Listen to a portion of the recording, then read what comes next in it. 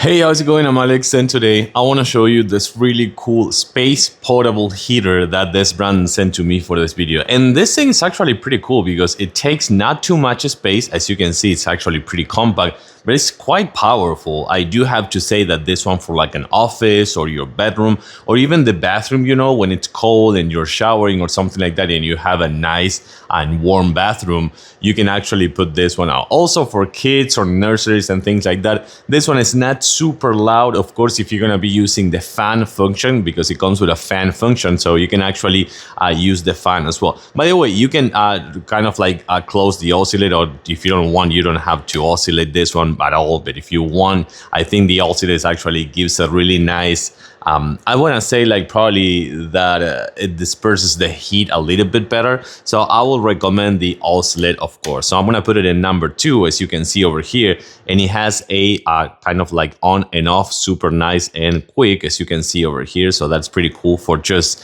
making sure that if you want to turn it off, you don't have to do too much of a hassle and things like that. The other thing that I really like about this is that it comes with a tip over protection. Let's say that you have kids or you have pets.